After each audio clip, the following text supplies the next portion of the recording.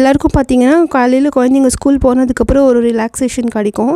ஆனால் எனக்கு வந்து ஈவினிங் அவங்கள போய் பிக்கப் பண்ணிவிட்டு வந்ததுக்கப்புறமா தான் ரிலாக்ஸாக வந்து ஃபீல் ஆகும். ஏன்னா பிக்கப் ட்ராப் ரெண்டும் நான் தான். அதுக்கப்புறம் இன்றைக்கி ஸ்கூலில் பார்த்திங்கன்னா அவங்களுக்கு ஃப்ரீயாக ஜாமெட்ரி பாக்ஸ் டிஸ்ட்ரிபியூஷன் பண்ணியிருக்காங்க. யாருன்னு பார்த்திங்கன்னா இந்த ஹேட்சன் கம்பெனி இருக்குது இல்லையா, தயிர்லாம் வந்து சேல் பண்ணுவாங்களா, அந்த கம்பெனி தான். ஸோ 2 பேருக்கும் ஒரு பாக்ஸ் கிடச்சிருக்கு. அப்படியே எடுத்து வச்சுட்டேன். ஏன்னா இப்போ யூஸ் இல்லை, 5th ஸ்டாண்டர்ட்லேருந்து தான் ஜாமெட்ரி பாக்ஸ் யூஸ் ஆகும். அதுக்கப்புறம் லேபிள், அப்புறம் நிறைய எக்ஸசரிஸ்லாம் கொடுத்துருக்காங்க.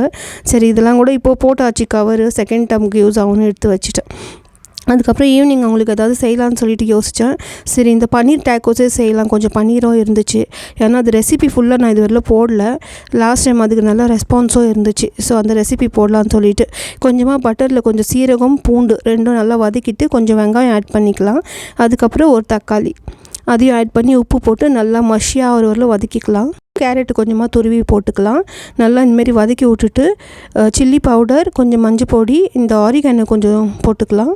அதுக்கப்புறமா வந்து நல்லா கலரி விட்டுட்டு கூடவே வந்து 2 டேபிள் ஸ்பூன் தயிர் ஊற்றிக்கலாம். கொஞ்சம் கன்சிஸ்டன்சி நம்மளுக்கு ட்ரையாக இல்லாமல் இருக்கும், நல்லாயிருக்கும். அதுக்கப்புறம் பன்னீர் பார்த்திங்கன்னா இது அரை பாவு தான். ஸோ அது வந்து நல்லா இந்த மாதிரி துருவி போட்டாலும் போட்டுக்கலாம், இல்லை வேணும்னா கையிலே மசிச்சு போட்டுக்கலாம்.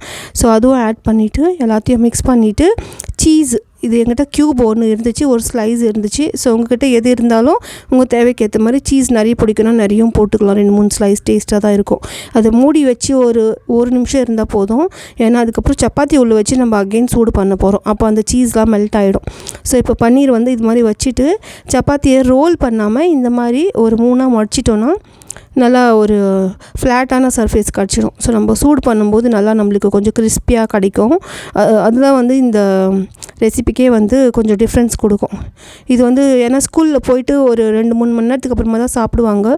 ஸோ அந்த டைமில் வந்து இவங்களுக்கு ரொம்ப சாகியாக ஆகாமல் இருக்கும். கொஞ்சம் இப்போ நம்ம கிறிஸ்பியாக பண்ணுறதுனால அப்போது ஸ்கூலில் போய் சாப்பிடும்போது கரெக்டாக இருக்கும். ஸோ எல்லாமே கொஞ்சமாக நெய் ஊற்றி தவாவில் இந்த மாதிரி தோசைக்கல், அதாவது சப்பாத்தி கல், தோசைக்கல் எதில் வேணாலும் நீங்கள் சூடு பண்ணிக்கலாம். லைட்டாக கொஞ்சம் நெய் ப்ரஷ் பண்ணிவிட்டு இந்த மாதிரி 2 பக்கமும் நல்லா கிறிஸ்பியாக ஆகிற மாதிரி நீங்கள் சூடு பண்ணி எடுத்துக்கோங்க. அவ்வளோதான். நல்லா டேஸ்டியான, குழந்தைங்களுக்கு பிடிச்ச ஹெல்த்தியான ஒரு டேக்கோஸோ சப்பாத்தி ரோலோ ரெடி. நம்ம டேக்கோஸ்ன்னு பேர் வச்சுக்கலாம். ஸோ நீங்களும் ட்ரை பண்ணி பாருங்கள், குழந்தைங்களுக்கு கண்டிப்பாக பிடிக்கும்.